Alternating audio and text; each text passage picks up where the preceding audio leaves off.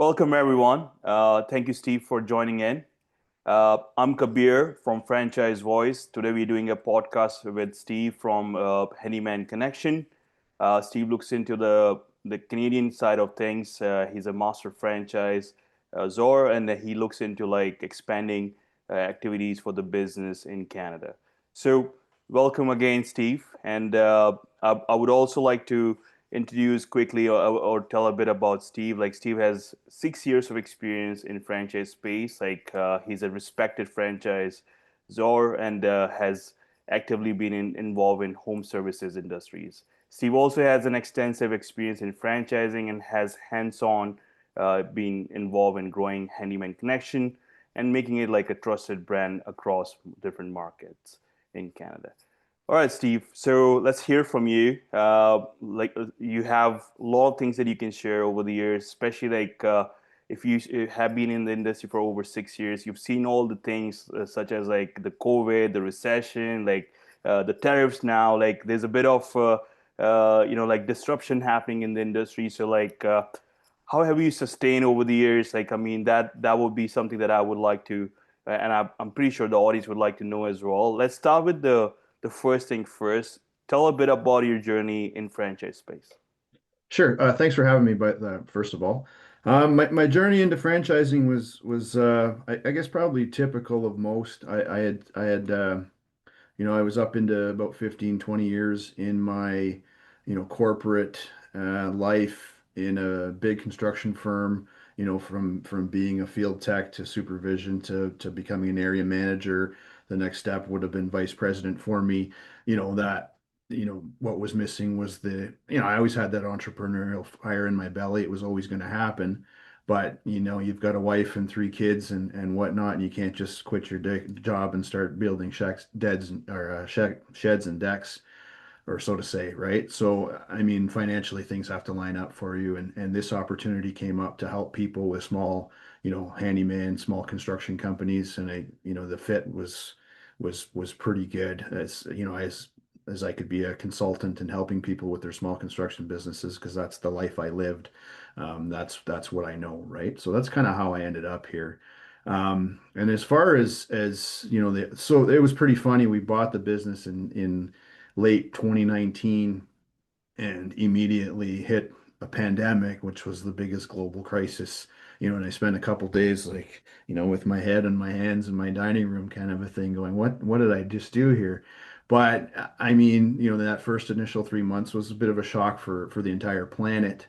And as things opened up, the opposite effect of what we thought was going to happen happened, and it just started to boom the industry, right?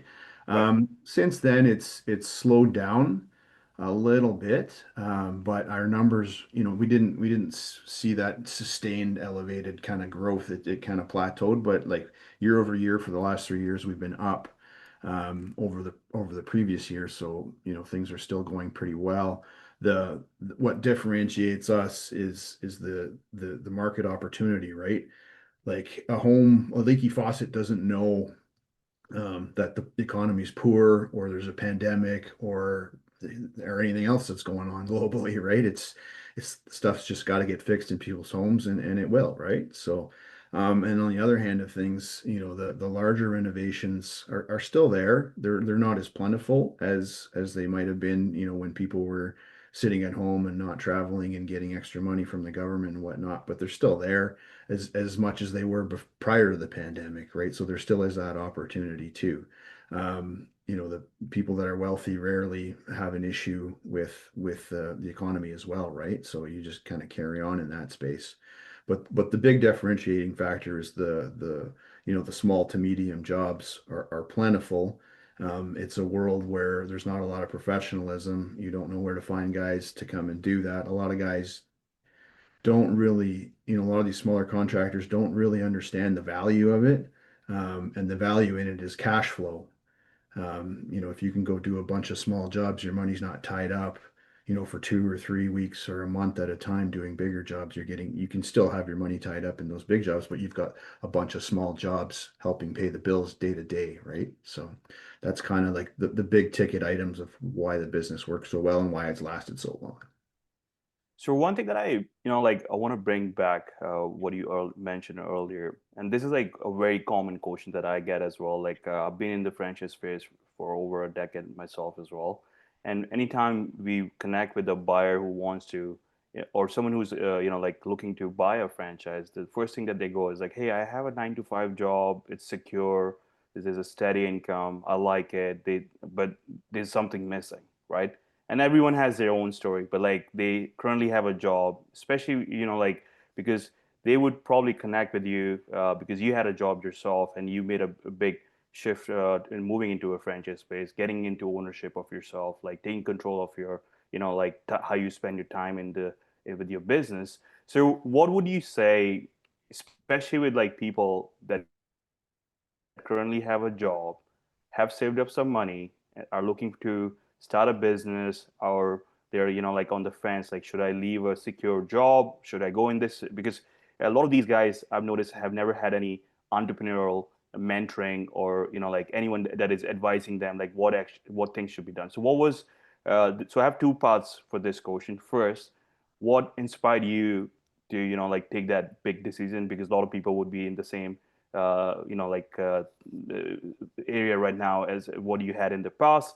And second, like how it has been going for you so far. Yeah, sure. Like, initially, I had looked at different businesses and I have rental properties and other stuff too. So I've always had kind of that spirit within me. I don't know if you don't have it, it might be difficult for you, but if you have it, it's something that you should absolutely pursue, right? My journey was looked at different businesses, went to the bank with different businesses, and you start to understand the financials of things. And then it just becomes a numbers game after that, right? Like, of course, you have to have kind of a passion for that business. You have to enjoy that business. If you don't want a burrito stand, don't open a burrito stand. If you don't want a construction company, don't open a construction company. You have to enjoy that kind of work, right? And then I would say once you're about to take the leap, it's I won't even sugarcoat it. It's scary, right? Because you've got a great employer, great employment, a great steady paycheck. Things are moving for you. And I equated it to like kind of jumping off of a cliff almost, where you don't ever want to jump off a cliff. And then you just, something pushes you. And for me, it was my wife and my children. My wife is a pretty big whiz financially, and that's also a big help too, right? But the numbers lined up for us. It made a lot of sense. It's a business that I'm familiar with.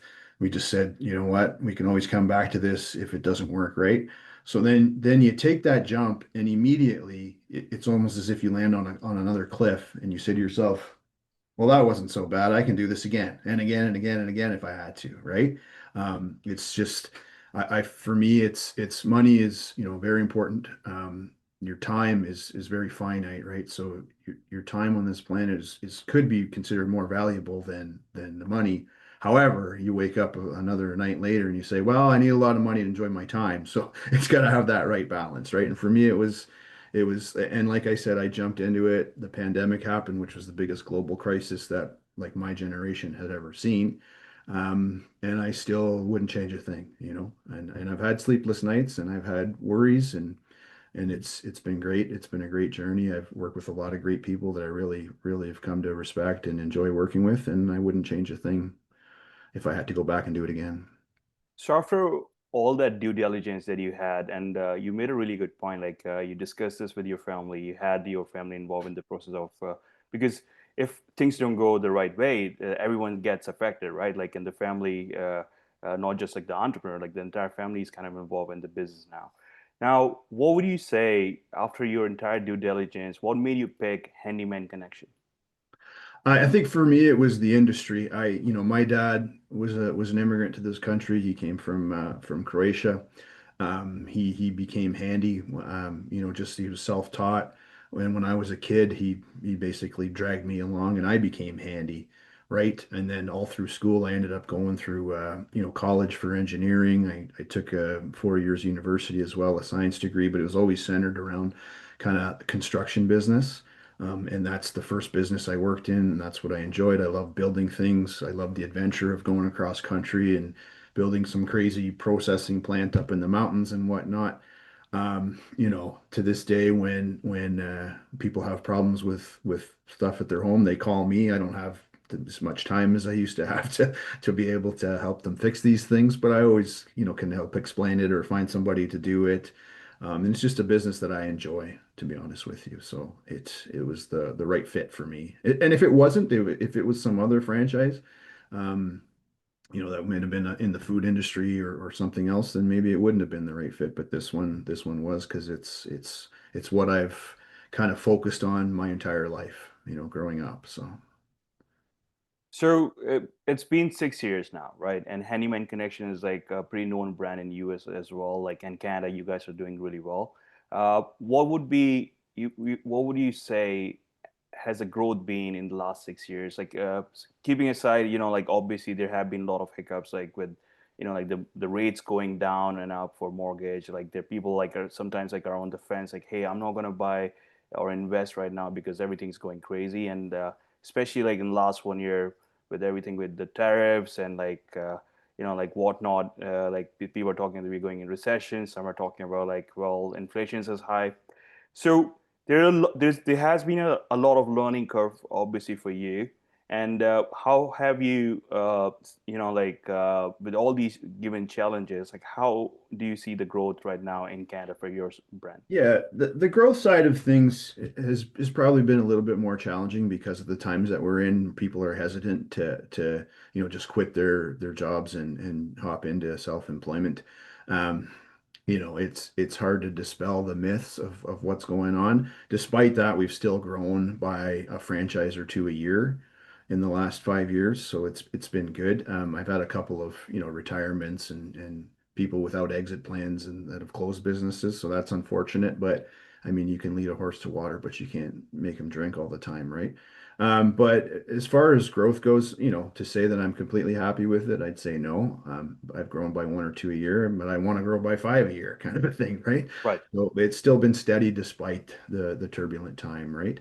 I was on a Zoom call with the chief economist at the BDC earlier this year, um, and they were talking about how the tariffs only affect a few small portions of Canadian industry, but it's just the threat of the tariffs and the fear of the tariffs that are make people think that it's worse than it is, right? It's doesn't really have that much of an effect on like a handyman business, right? That things got to get fixed when they got to get fixed, right? So if you're able to stomach that, it's always the right time to do what you want to do and do what you love doing. It's never a bad time. Yeah, I really like the point where like, like, and that's why I personally like when people ask me like what kind of industry they should look into for franchise options, I usually say home services because there's always like that essential side of things. Like people, uh, like can stop going out for to restaurants or like, like services that are like more entertainment based, but these are like your industries where, like when you need a handyman, you need a handyman. You don't, you don't have an Yeah, option. there's AI isn't going to replace a handyman anytime soon. Maybe when me and you are old and retired, robots running around fixing drywall holes. But until then, it's not going to happen. And just speaking of restaurants, like we do, a fair bit of commercial work as well, right? It's not only residential. We advertise the residential because that's kind of the bread and butter, but we do a ton of commercial work and institutional work. Like I think our office in Saskatoon has, I forget what level of clearance at the federal government buildings, and they do a whole bunch of maintenance inside those buildings too, right? So So one of the things that like like every franchisor would like to touch down on, and like and or I would say one of the key reasons people like to invest in a franchise is like because they're a proven business. Someone already has done the heavy lifting of understanding what the business model is going to look like, and that's why majority of people like find ease of doing business when they get into a franchise because there's a support and all those like proven things that you guys have already tested.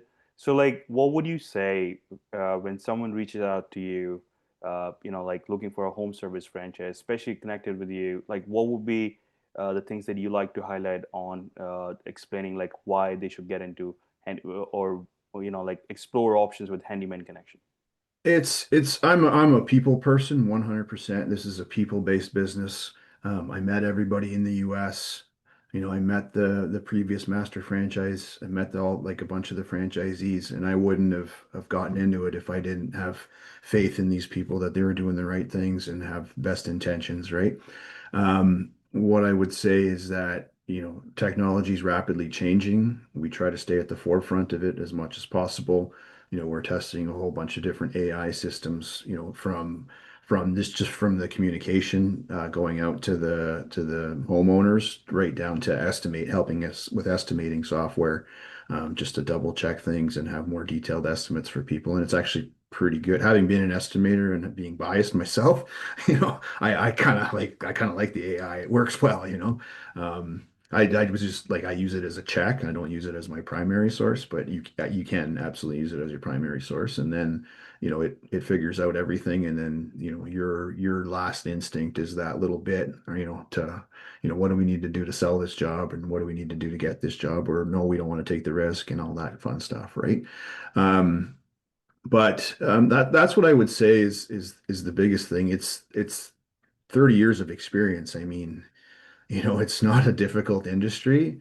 It's very basic. They've got the basics down pat, the communication, the speed at which we need to do things at. If somebody calls you for a leaky faucet, you're not going to wait 6 days to call them back. Otherwise, that leaky faucet's been fixed, right? It's got to be pretty prompt, and we have that all automated now for everybody through text and email. We're looking at the AI assistant, like when they speak on the phone, and that's actually very impressive, that system. But that's what I would say is that it's kind of like we've been there, done that, and have it figured out and have a kind of recipe for success in this space. Yeah, like I mean, absolutely, like innovation and like if you're adapting to like the changes that are taking place in the industry, I really like the point like that you guys are getting like whatever you can make AI based or whatever use you can get out of AI is obviously important, especially like things are going to change as you said, like maybe in the future like AI bots or like some sort of machine would be part of the process as well. Uh, Now let me ask you this: who would you say would be a strong candidate to own a franchise today with your specific brand? That's the key for me is finding the right person. You have to be a team leader, like a leader. You have to be organized. You have to have good, clear communication, and you have to be able to get others to understand, you know, what we want to our we want our brand represented. Like we want to be the go-to brand in across Canada for people's home renovations and repairs. And I want top quality service and top quality communication in that. I know from my experience in running big construction jobs, if you're not communicating properly, in showing the schedule and in having the right tone, your project could look bad, even though it's not going bad, but people just have that perception, right? So we need to have the leader in the office, in and not even in the field, just, picking the right people, finding the right contractors that they can get along with that will abide by the system, and having the right office staff that, making the phone calls when the phone calls need to be made, having the proper scheduling, not dropping things on sticky notes, like everything's in the computer system. So it's just about being organized and diligent and just having the communities, the service for the community in mind, like that type of person. So it's not necessarily, I need somebody from construction, I need somebody from this. It's just got to be, a person that's had, 10 to 20 people working for them before, and can kind of rally the troops and get a bunch of good work done today and make people happy, really, right? So, because the guys working for us are independent contractors too, so they're as much our client as the clients are. We want to make them happy. We want to, advertise and get enough leads so these guys can stay busy and want to keep working with us, right? So and have them happy. Like you don't want to send an electrician to a plumbing job, because you're unorganized, right? Like the guys get pissed off at stuff, and women, they get pissed off at stuff like that, right? So that's the type of person I need. Just a leader who's organized and kind of on the ball. So Yeah, and I think like leadership, and if you can't manage a team, like I feel like then you are just not going to be a really good franchise or across any industry. Across any industry, really, right? Yeah. Like, So that's like something that like that's a really good point as well. Like, like people like sometimes like get into franchising thinking it's going to be a passive way of making income or it's going to be a side hustle. Where, mm, like I'm guessing in your line of business, it's a full-time thing that they have to, like work on. This cannot be done as a side hustle, right? it's not a side hustle whatsoever. No, like we want you to build a big team and have a big business, right? Like a side hustle is a do-it-yourselfer kind of a Right. guy, and these are the kind of guys that work for us, throughout the all the communities in Canada, right? But this is like you're all in. We have semi-absentee and absentee owners, Right. but you need to take the time to build that, right? You need to have all of your accountabilities in place to where you can walk away from that. Our biggest office in Canada is Ottawa. Troy spends 3 weeks. He's 3 weeks in Texas, 3 weeks in Ottawa. He has a manager that he's hired, who manages the office and all the bigger projects he's got going on, and he's with his fiance in Texas. So so it's very doable. It's just you got to spend the time to build that proper foundation first. Perfect. So now let's try to understand the process that you guys have. So like obviously like people like myself like who are franchise consultants help you with like buyers and we try to connect you with the potential buyers and you have multiple other resources through which you get your lead generation done or the potential buyers get to connect with you. Now walk me through the process. So now you have someone who has the right investment, has the right mindset, qualifies for leadership or has some sort of management background where they have managed a team of X amount of employees, what would be the process like? So, like, let's say we get you an introduction with a potential franchisee. Walk us through the process that happens after that. So we have, if you call it the discovery process or I prefer to refer to it as a mutual evaluation process. So we have a series of meetings, like a couple of webinars, where we're talking like this and we get to know each other. And I'm kind of probing you to see if I think you're a good fit for the system, and you're doing the same thing with me, right? To see Right. if you want if our goals are aligned, basically, right? We run through a background check with them and an application. We have for us, we do a criminal background check. That's a kind of a non-starter. You're going into people's homes. We have to absolutely ensure that the leader of the company, because all of our craftsmen that work for us are all background checked too. We absolutely make sure that that's something that's non-negotiable for us, right? We have I like to get my our VP of operations in the States, Brian Honeyman. He's also happens to be Canadian as well. He just lives in Texas and he's worked in the US for a lot of years. I get an interview with Brian because I value his opinion. He's been on both sides of the home services franchises for as long as they've been around for 30, 40 years. So I absolutely love like his opinion and I have an interview with him. And we have a discovery day in which it's just, about a 4 hour Zoom call that you would sit with um, all of the department heads, like the CEO, Jeff Wall, the VP of marketing, VP of operations, the technology lead, and all that fun stuff. And you're going to listen to these people and understand how they can help you become successful. You have the opportunity to ask some questions. Then we get into the FDD, FA, and sorry, I lost my train of thought there. Um, So let me guess, like so FTD, and then you guys review the FTD with the potential franchisees, and yeah.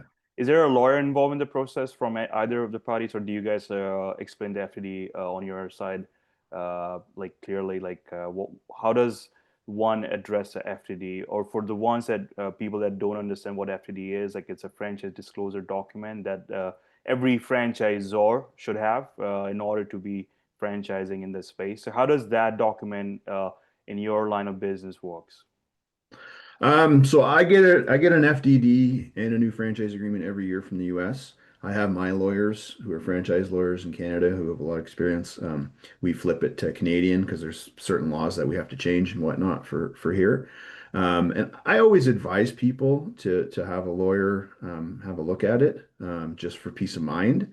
You want to talk to an accountant too, or a financial expert on that side of things too. And I always advise, get as much help as you can, right? Um, so that's basically how that works. The biggest process in the discovery phase, though, is honestly just, I give you the list of phone numbers for franchisees, both new and old, and a list of questions and a bit of a pro forma to talk to them to see, that's the bread and butter, right? Of the people who are in the business, operating the business. That's where you're going to learn the absolute most, right? So I encourage them to speak to all these, and I facilitate a lot of meetings just to make sure that they happen, and I kind of get out of it after that, but I want them talking to these guys there's happy, successful ones, there's grumpy ones, and you need to get both sides of the story, and you got to make a decision out of that because if you don't want to be here, I don't really want you here either, right? So Right. yeah. That's really good. I mean, especially like, that's unbiased because like someone who already has been part of the process as a franchisee, they can tell you number of things than what a franchisor would say. Uh, Now, there are a few things that I had, like in mind that I wanted to discuss as a part of your process because a lot of these, like people that are interested in franchise like yours, like they ask certain questions, like things like, what is the marketing process? Like when I say marketing process, I'm mainly talking about how would one acquire new customers through your franchise? Are they looking for contracts on their own? Are they getting any support from you, the franchise office, to like explain how the marketing side of things would work? Yes. So, you get a fully built out website from us that's obviously designed for lead generation. It's been on the internet for 30 years now, so it's gains traction very easily once we put it into a new market.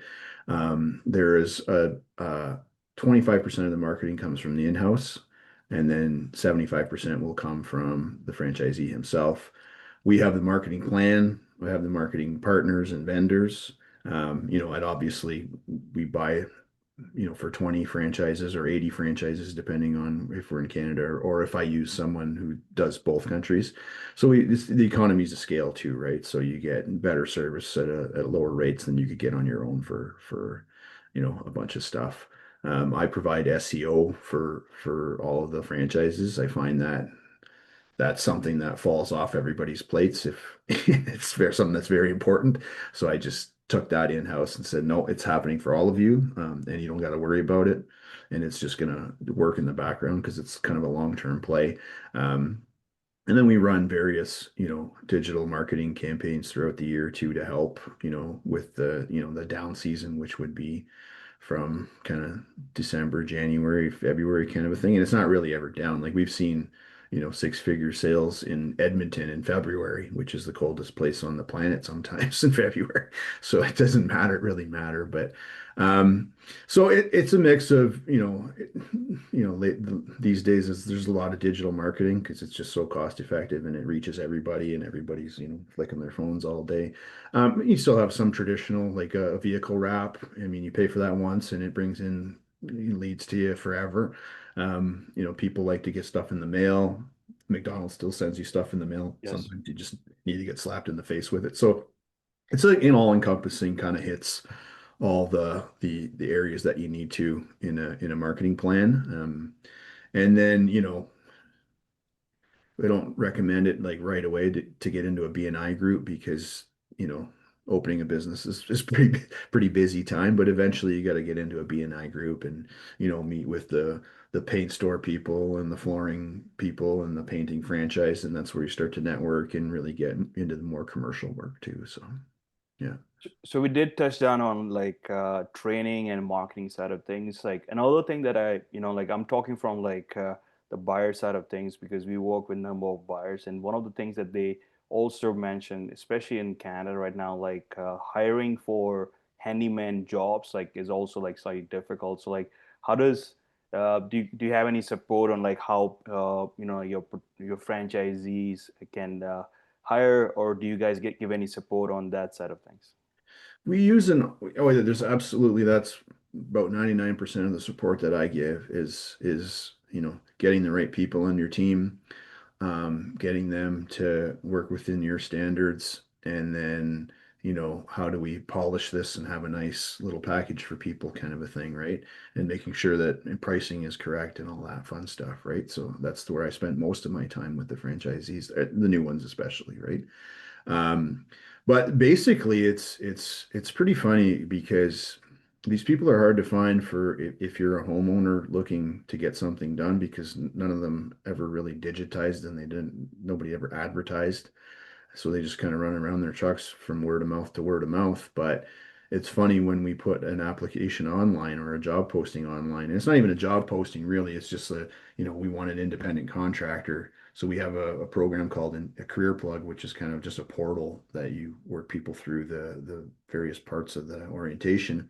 Just we'll put out a job posting on Indeed, and you'd be shocked at the applications that we get for that because you know, these people are sitting at home without any work, right? But they talk like they're busy, but they're really not that busy, right? And you don't know how else to find them. So they come to us looking for work. So it's less of a problem than you really imagine, to be honest with you. It's actually, you know, that's kind of the easier part of the business is getting resumes. The harder part is finding the right people that you can work with, right? Just because, and it's like I could find somebody that I love working with and loves working with me, and then you could come along, Kabir, and you guys don't get along for whatever reasons, right? So that's kind of like, that's the you got to go through a few people to find the right guys and gals that you want to keep on your team. That's kind of the bigger part of it. So Yeah, skill plus like like are they gonna be a team player, right? So those are that's two key skills that you yeah, yeah, yeah. probably would need. Look.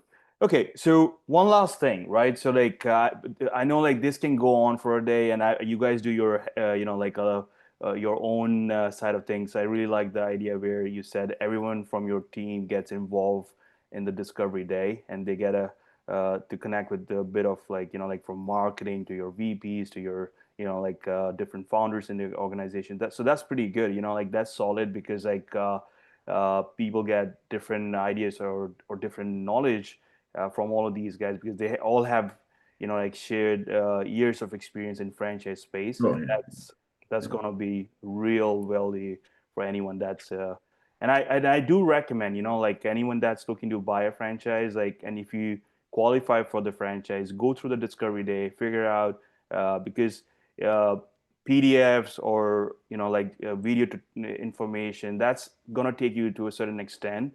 And even like ChatGPT, like people are searching for answers on ChatGPT all day long. Hear from the real people, understand their story, and see if that there's a match for you. And so my question that I want to end with is like, what is the expansion plan? Anyone that is looking to buy into like a home service franchise like yours, what are like your expansion plans in terms of like Canada wide? What regions are you guys looking to Yeah. expand most? So I'm just looking at my map up here. We're sold out in Alberta, Saskatchewan, Manitoba. Southern Ontario, I've got, a few properties in there. London, Ontario is a great opportunity. There's a whole bunch within the GTA. I've got a whole of 3 or 4 territories around the Vancouver area that, really need somebody good in there. Kamloops is a target, and then we go over to Halifax and St. John's, Newfoundland. Those are two really good territories too. So we're not going to be in every small town across the country. We have 17 franchises right now. We're going to have 30, you know, at the top end of things. So That, yeah, that's but perfect. I like to give people big, meaty territories and lots of opportunity to be successful too. I'm not a stickler on territory where I need to have, more offices. I want, you know, not fewer, but I just want big, successful offices. So I try to give them as much land as I can. That's awesome. So, and we would be sharing that information as well. So, like anyone that's watching the podcast, I don't know what platform you're got a chance to look at us, but like We would be sharing information about Handyman Connection, all the locations that are available. Steve, if anyone wants to reach out to you, like, do you want to leave your email, or like, what would be the best way to reach out to you? Email. Yeah, I'll leave my cell phone number too. That's on 24/7. So, Perfect. So we'll um, share that information as a part of our podcast place as well. Well, Steve, thanks for like sharing your story and insights today. So like this has been like really valuable for our audience, and I'm pretty sure like a lot of the guys in the future would be connecting with you. And this, hopefully, the content that we just explored today would help them, and maybe we would have you back on our podcast again and hear your success stories is for the future that you're going to be having, and all the best with your franchise. And we wish you all the best, is like especially with the matchmaking process of franchisors or franchisees, sorry, that you get in the future. awesome. Well, thank you very much, Kabir, for having me, and I hope to be back soon. Yeah, this was a lot of fun. So, All right, thanks for your time. thank you.